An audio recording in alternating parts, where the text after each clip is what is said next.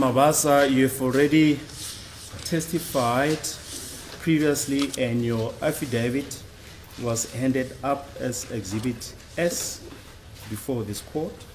You confirm that? Exhibition S. Yes, I did testify before. And your experience as well as the training that you underwent is set out in Exhibit S. Exhibition H chaza umsebenzi wakho nokuthi usunesikhathi esingakanani usebenza nokuthi ikhono lakho lingakanani. Yes, that's correct. That is kunjalo. Commencing on page 1 up to page 2 of Exhibit S. That's correct. Okay, kunjalo.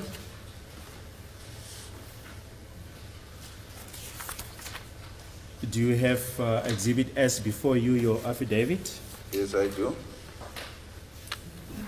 If I can ask you to turn to page 2, paragraph 5 of your affidavit.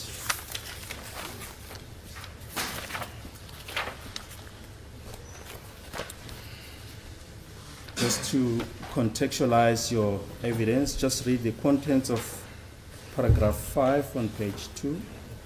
On 2020-08-17, at about 11:17, I received a CD from a downloader's office with a computer folder marked Cleveland, case 96 of 2/2015, containing phone download information.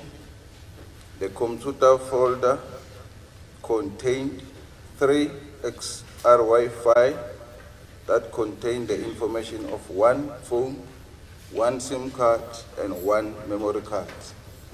The information in the XRY format cannot be tampered, edited, or manipulated in any way.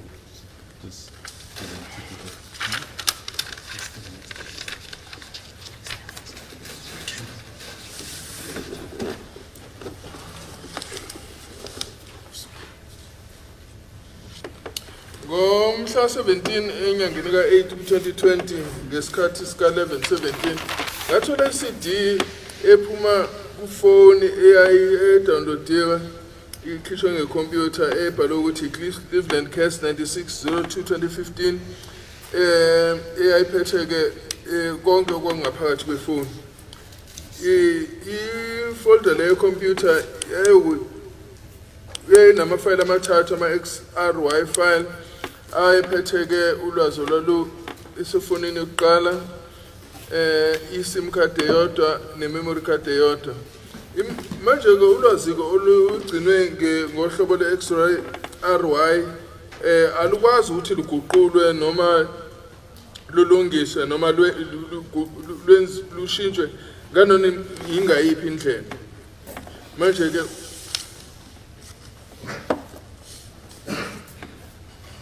Paragraph 6. Is it correct that you have now already, as indicated in the beginning, you've already testified in respect of the downloads of the memory card?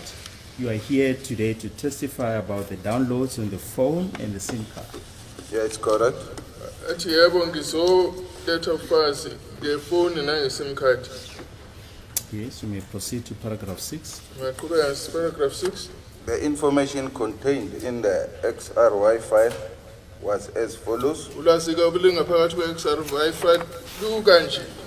Samsung GTE 2220. Samsung GTE 2220. The number was 072-766-8169. Number 072-766-8169. IMEI number was 3597960502979902. IMEI number injengoloku kufundile. IMSI was 655-012249151373. IMSI number injengoba isando kuyifunda. And a memory card that belongs to Mthobisi, Gadla, Ncube, manje ke futhi kwakune memory card umnini wayo kwakuMthobisi Gadla Ncube owumsoko, which was said to be linked to Phosphorus case 636-10-2014 as directed by Colonel Gininda. so ke lona kumene naleli cala lase Phosphorus case 636-10-2014 ngaloku layelwa ke uKenneth Gininda. Thank you. Can we then just turn to page 50 of your affidavit, Exhibit S, paragraph 7. Paragraph 7. If you can just explain the terminology that you have just used in paragraph 6. Kama ngasichazela ke lamagama asetshenziswa lapha paragraph 6. Paragraph 7 is explanation of terminology used. Nje paragraph 7 incazelo ke yamagama asetshenzisiwe. IMEI number. IMEI means International Mobile Equipment Identity. Manje IMEI usho ke ukuthi indlela okunikwa ngayo igama lezinto ezisetshenziswayo umhlaba wonke, International Mobile Equipment Identity.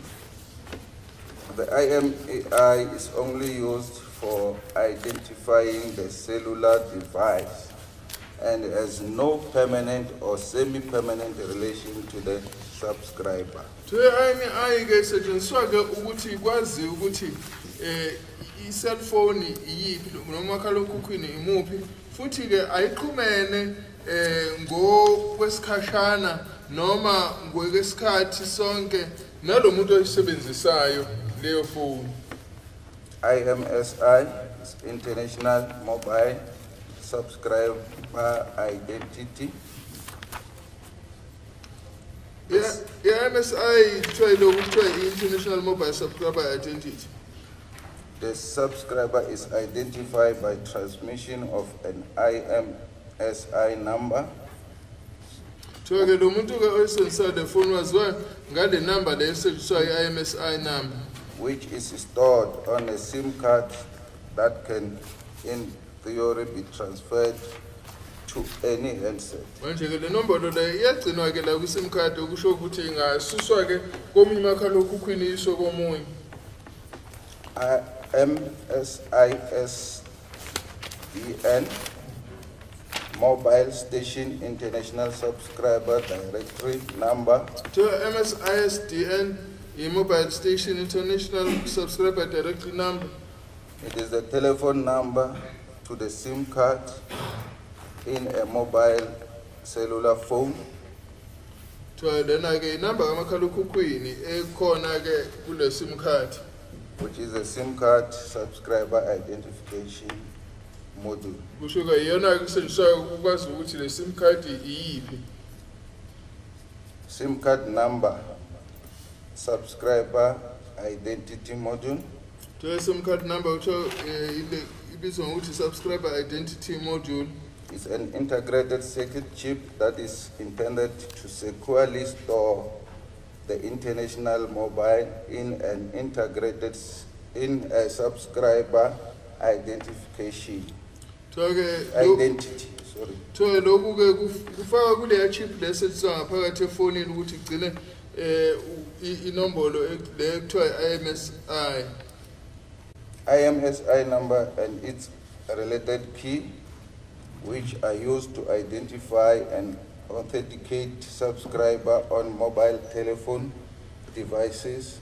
So lena inamba le kwazi ukuthi yazise ukuthi ubani osebenzisa leyo phone noma usebenzisa umakhalekhukhwini, such as mobile phone and computer. futhi lokho ngasetshenziswa komakhalekhukhwini namakhompyutha.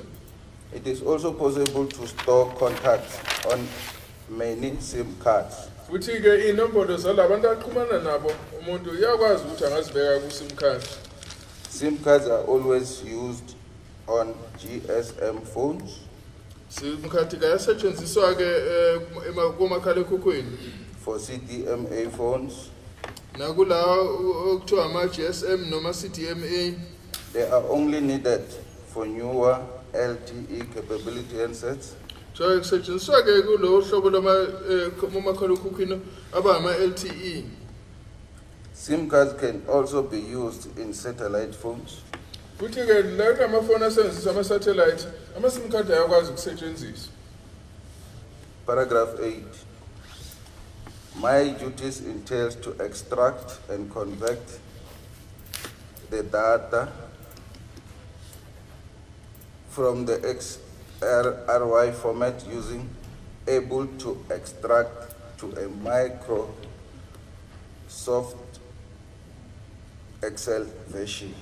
Manje umsebenzi wami ke ukukhipha nokuguqula ulwazi olungaphakathi kwama-XRV format. Ngisebenzisa ke le program ekuthiwa able to extract ebese ngiyifaka ngiyigcine njengohlobo lwe-Microsoft Excel. This is done so that the A and B notebook program can use the information. Manje lokwenzela ukuthi i-notebook le eno-A and B ikwazi ukuthi isebenzise lo lwazi olutholakele. The information of all cellular telephones and SIM cards were then transferred to a single Microsoft Excel sheet. Manje ke ulwazi olutholakala kulesi telefoni nama-SIM card lwadluliselwa ku-spreadsheet se-Excel esisodwa. I hand in as part of my assessment a copy of Microsoft Excel sheet Annexure A. Ngifakile ke njengokunye ke kwalokhu engikwenze statement khona la enkantolo. Lo engifakile la enkantolo Microsoft Excel spreadsheet copy. Thank you. This annexure has already been handed up during your previous testimony, is that correct? That's correct. Annexure A. Annexure lenifakiwe ngesikhathi ufakaza ngaphambilini. In order for an analyst notebook program to read the information correctly, certain information must be edited. Ukuze ke i-analyst notebook program ikwazi ukufunda le mniningwane ekhona la ngaphakathi kusho ukuthi kufanele kube nokulungiswa okwenziwayo kuleyo file.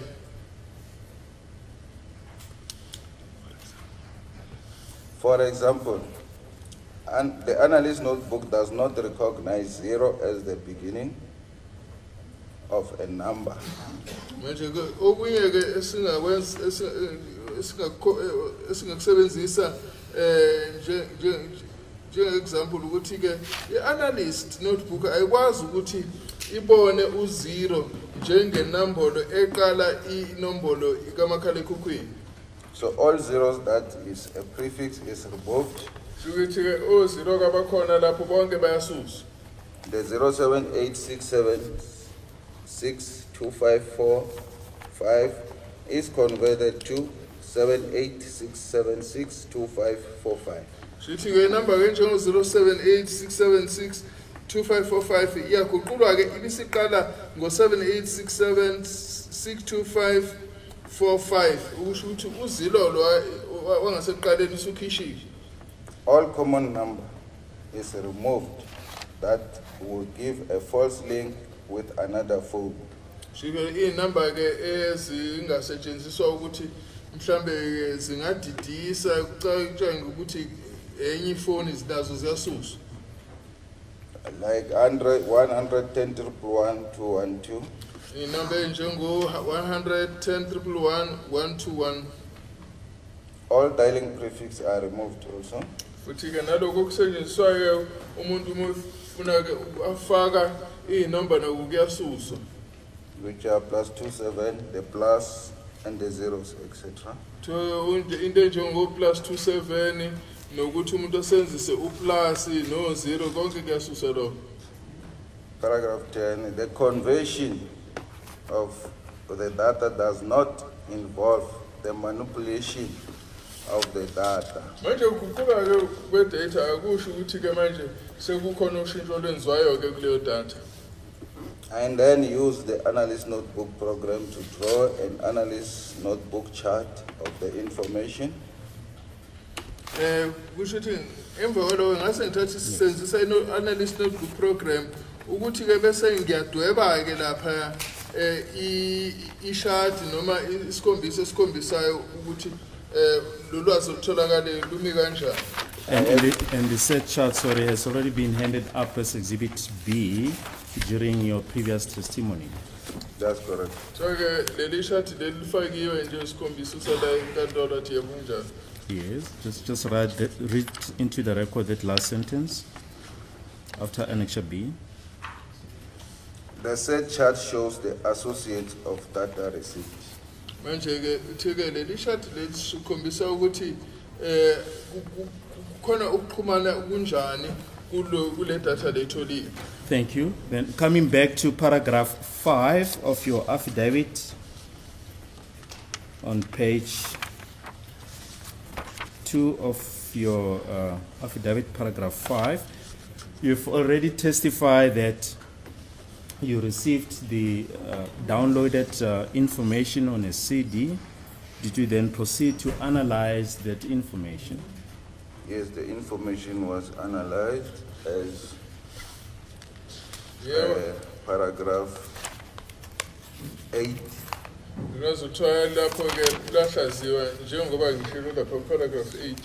I just want to show you the new exhibit. We've marked it Exhibit S, Annexure C. Can you just identify that exhibit? Yes, I can see. I'm the one who brought it. The exhibit. Yes. What does the exhibit consist of? Annexure C.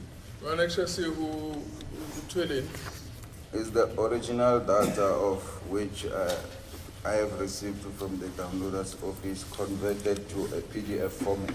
Data file ekhombisa data ukuthi ngayithola kanjani isiguquliwe yenzwa i-PDF format.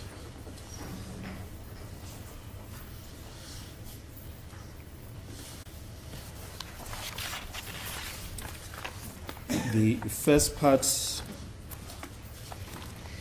consists of contacts. Is that correct? My lord, the pages appear at the bottom from page 10 up to page 58.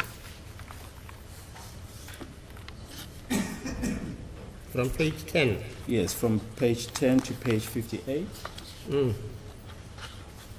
Is that correct? Yes, it's correct. There's a contact that way. So abantu ke ababhaliwe inamba sagcinwa efonini lawa bhaliwe kusuka lapho ekhasini 10 kuyofika ku-8. Yes, just for record purposes, what are these contacts? Where were they found? The contacts were found on a SIM card as per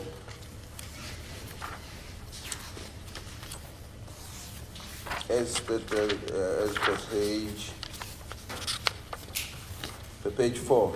Manje ke lana ke kusho ukuthi kuchaza ukuthi ilabantu ababebhale kuleyona le phone njengabantu abangaqhonyana nabo njengoba kukhombisa lapha ekhasini lesini of Annexure C. Yes, yes, of the original data. Now, still on page 4 of Annexure C, it refers to SIM card and USIM. Can you just explain, is there any difference between the two? No, there's no difference. It's one SIM card partitioned into two, meaning it can save one contact twice. Athi-ke uma le SIM card le makuthiwa USIM futhi SIM card eyodwa ehlukaniswe kabili ukusho ukuthi kungenzeka ukuthi umuntu agcine ey'ndaweni ey'mbili kuyona kule SIM card eyodwa. Which is, it can say SIM card, same contact, you go to your SIM, it's still the same contact. Shuthe ungabona lapha ku SIM card umuntu ebhale umuya lapha ku SIM thola ukuthi uphinde wabhalwa futhi.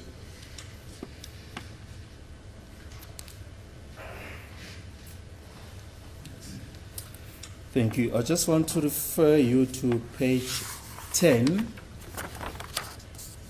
of the contracts, index number 9. Can you just place that information on record?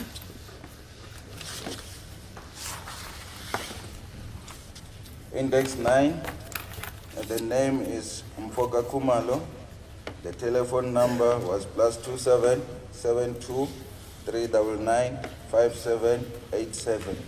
Lo bhalwe ke lapho ke ebhalwe ku number 9 usho ukuthi ubhalwe njengokuthi igama Mthobisi. Number lebhaliwe la yepho u072 399 5787 On the SIM card. iku sim card ke le. Then I just want to refer you to the affidavit of Lieutenant Colonel Hose, Exhibit DD 5 in brackets D, wherein he sets out the various cell phone numbers received on the basis of the Section 2.5.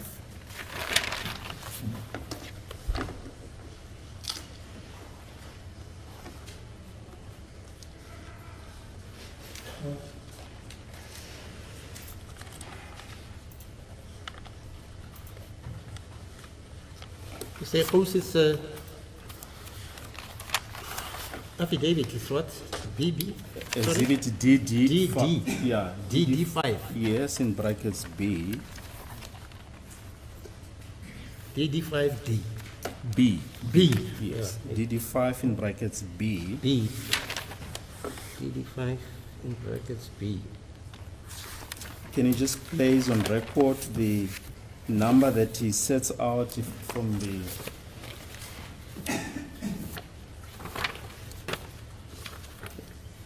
the fifth number from if you start from the bottom?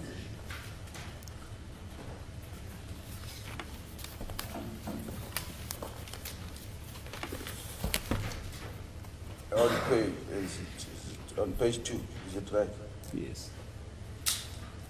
Fisokuhle Ntuli, the number was 2772399577. So number bhalwe lapha ngafisa ukuthi Ntuli 072 399 5787. 5787, yeah. Now, the number that appears on index 9 of your analysis of the contacts, what is your comment regarding the number that you've just read out now? No, it's the same number, it's one and the same number. But I liyakubonakala ukuthi inamba eyodwa le. If I can then ask you to turn to page 12 of Annexure C, Exhibit SC of your analysis, page 12. Just read the information that appears. Wait. I'm sorry? When you say Annexure C, is it Yes. still on Exhibit S? Yes, the one that we've just handed up this morning. Yeah, fine, no, fine. It's because it Annexure starts C. only with Annexure. Okay, fine. Yes. So it's page 12. Page 12, yes. Right, yeah. Index number 25. Can you just read the information that appears on your analysis? Index 25, Mshana Ntuli, who? +2771 5951239. So lapha ngaphansi kwenamba lu25 ubhalwe igama lomuntu othiwa uMshana Ntuli 4. Thoke inamba yakhona ku071 595 1239. On the SIM card. So le number igcinwe ku sim card. Okay. And if I can refer to Exhibit DD5 in brackets B, the same page that we are on, the last number there, Fisokuhle Ntuli, Athi number elapho ngafisa ukuthi Ntuli 271 595 1239. the number u071 595 1239. What is then your comment regarding the number on that you've just read and the one that appears in Index 25? It's the same number. Lezo number ziyafana. Number yo.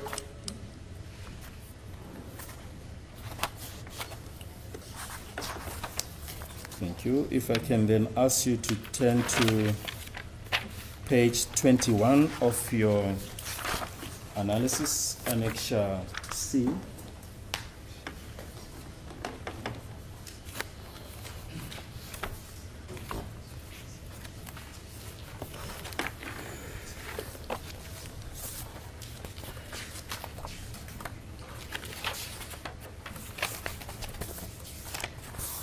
We'll come back to page 29.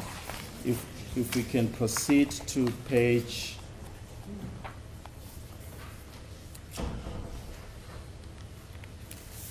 49. On Annexure C of Exhibit S.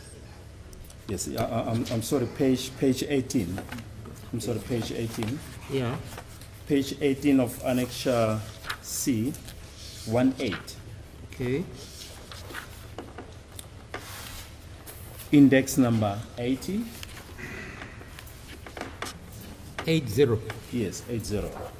Index 80.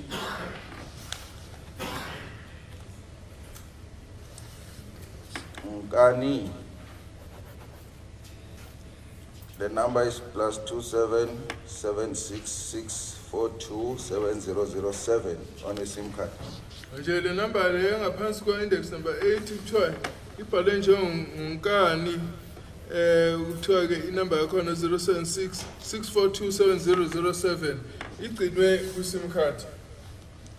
If I can then ask you to turn to the affidavit of Lieutenant Colonel Halls, DD5 in brackets B.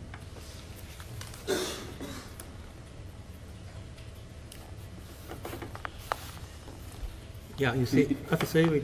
Affidavit of Host is what? Exhibit DD in brackets 5. DD5, right? DD5 in brackets B. B, yeah. Yes. Okay. It says Fisokuhle Ntuli 27766427007. Kuthiwa igama elilapho ufisa ukuhlantuli inumber 0766427007. Now, what is your comment now regarding this number that you've just read out and the one that appears in Index 80 of your analysis? It's the same number as on the SIM card. That is yafana lezi number yodwa.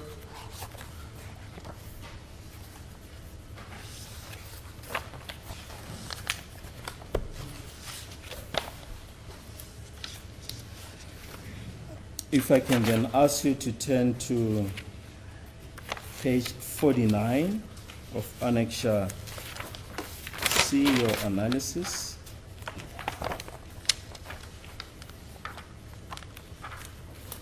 Index number 150.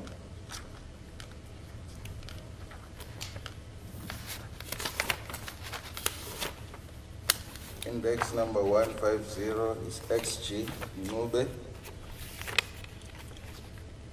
100-68-088-866. Kuthiwa lapha ngaphansi kwa 150 igama elibekiwe lapho XG Ncube inombolo ke ebekiwe 100-680-868-66. If I can then ask you to turn to the SMSs which appear on page 60 of Annexure C, index number 8. Can you just read that SMS? What page? Page 60. Index number 8. Index 8 Shell from plus 2782007248110050.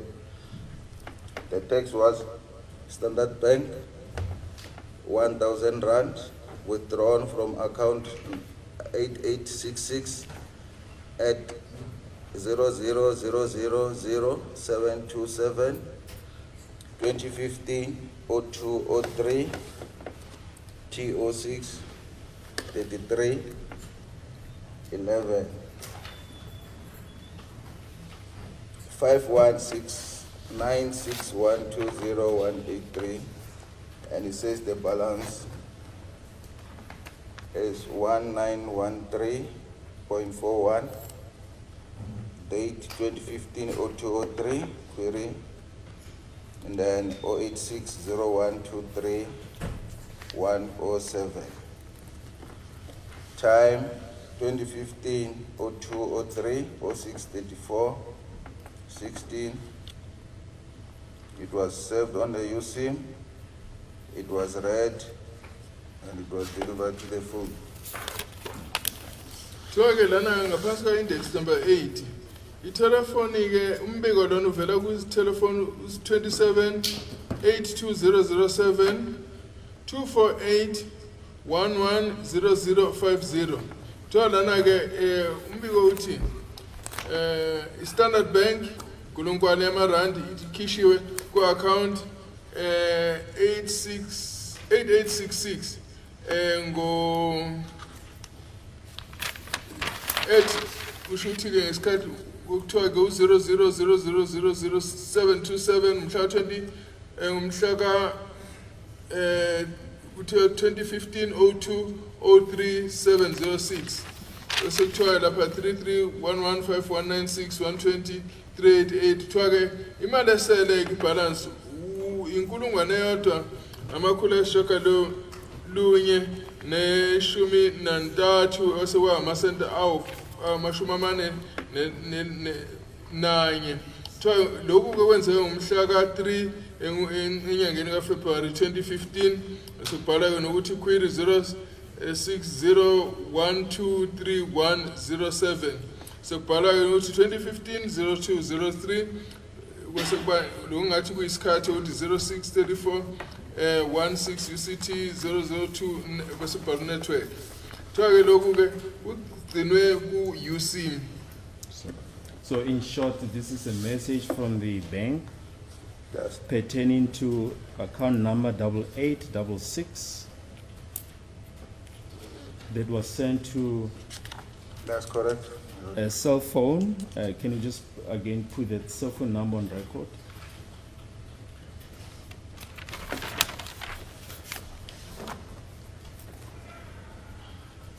Or the one that you downloaded? It's the one that was downloaded and which downloads you analyzed?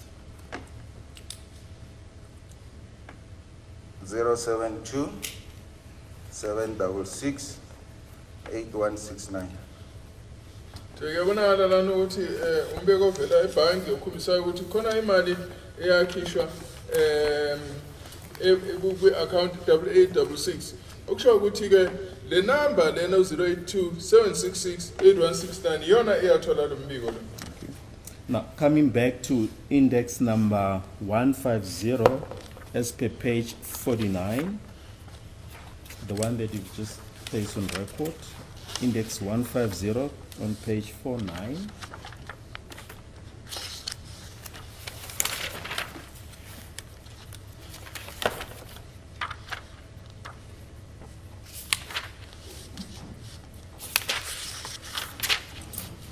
Page 49 of Annex C, your analysis.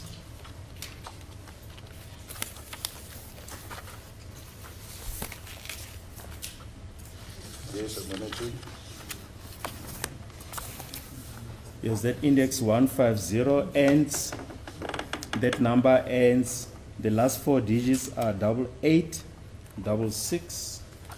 That's correct, it's 8866. Yebo kuyakhombisa lapho ukuthi inamba zokugcina kuleyo number ebhaliwe lapha ngaphansi ka index 150 u8866.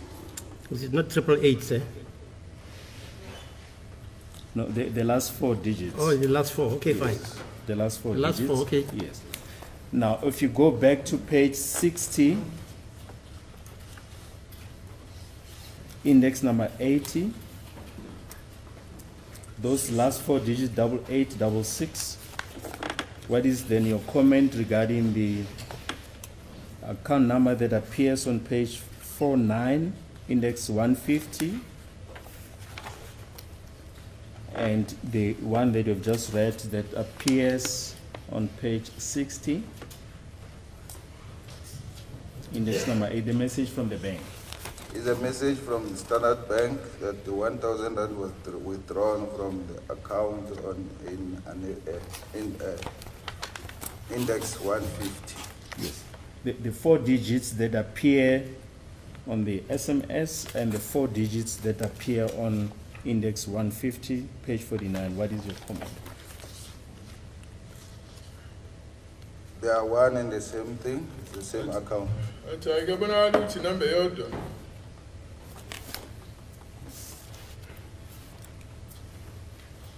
Thank you, my lord. Those are the only aspects that you wanted to place on record with this witness. Just wait for my understanding. You say the index, the last assertion, the index which appears on page 60, is it?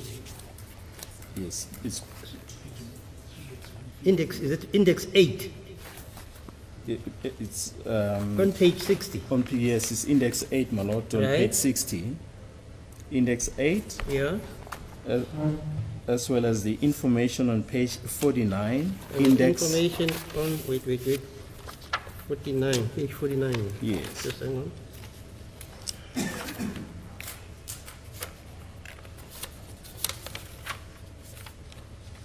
Page 49, fine. index 150.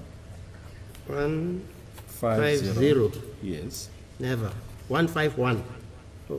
No, 150. 150. Oh, sorry. Yes. Yeah, fine. In the name of 150 in the name of Ncube. ex-Jim Ncube. Yes. Ex-Ncube, yeah, fine. Yes. Okay, yeah. Those last 4 digits, Yeah, 8866.